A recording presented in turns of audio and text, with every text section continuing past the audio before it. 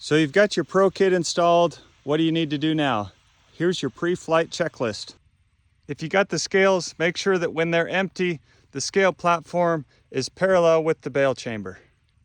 Next, make sure your scale's reading 0. If it's not, take this cover off and perform a hard 0.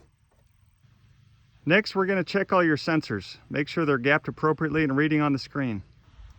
So I have my stroke counter sensor, so it's in position to be triggered. This is done by rolling over the flywheel by hand to put the plunger arm where it needs to be.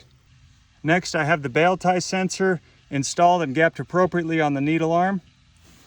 I also have the flake counter sensor installed properly, and it's also in position to be triggered. All three of these sensors, when triggered, should have a red LED light showing on the back of the sensor where the cable comes out. Next, on the best bail screen, we're going to push the circle button till we get to the diagnostics page, and we're going to verify that the prox sensor stroke, prox sensor tie, and prox sensor flake values are all 1. They should be 1 when triggered and 0 when not triggered. So these all look good. Next, we're going to take a known weight and put it on the scale. Check the box here to make sure it reads accurate. And next, we're going to check the screen. This one doesn't have the scale showing up, so we need to enable it on the options. Go ahead and click the circle button, click the options icon, and we'll enable everything we have installed. Using these arrows, we'll enable the base kit, which is the stroke counter and the bail tie sensor. We'll enable the scale. I have the knotter greaser, the flake sensor, and the Gazika. Push the X button to go back to the home page. The green icon here, that represents my live scale reading, so we're right on. Next, we're going to go through our settings. Push the circle button. After you enable all your options, you go through each setting individually and make sure they're set correctly. If you got the auto greaser, set the greasing interval to however many bails you want it to grease. Next, you want to set your max pressure. I set mine at 5 to 600. I'll set it at 600. This ensures that the baler cannot go above this pressure in manual or auto mode. Next, your auto adjust sensitivity. We recommend starting with it at a 1. That's the default setting. If you feel like it's not adjusting fast enough in auto mode, you can go ahead and turn this sensitivity up. We recommend you change 1 setting at a time to get to where you want to be. You can set your screen brightness to whatever you want. We'll set our bails in chamber. This is the number of bails between the knotters and the scale. Mine's set correctly at 4. Lastly, I'll enable the target flakes using the right button. We like to keep ours about 11 to 13, so I'll set it right at 12. You push the X button to get back to the home screen, and we'll verify all the numbers. Looks like my Gazika is showing up with an instant average and peak reading.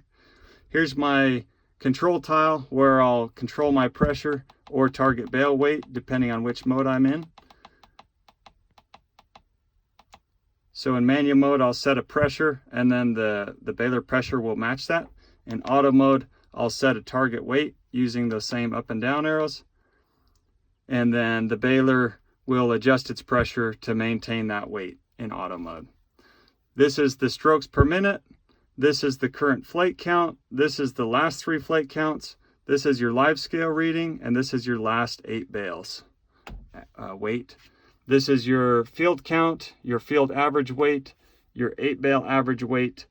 Hold the reset field button for 3 seconds to clear your field counts and your screen values. And if that is not accurate when empty, you can go ahead and push that 0 scale button 1 time. It's the same as pushing this button 1 time. And you can do that if you need to zero it out really quick. Otherwise, we recommend pulling the cover off of the scale amplifier box and performing a hard 0. Next, go ahead and start your baler. We'll start the tractor, turn the PTO on, give it some RPMs, and verify that the numbers are working. So we want the stroke counter to respond, or the strokes per minute to respond as we give it increased throttle. We want this actual baler pressure number to match our set target number. And I'll adjust this up just to make sure that it responds appropriately.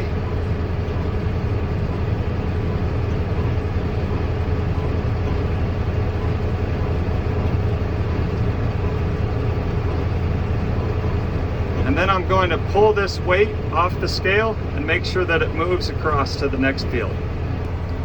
So I pulled the weight off and the weight registered on the first field, so everything's working great there.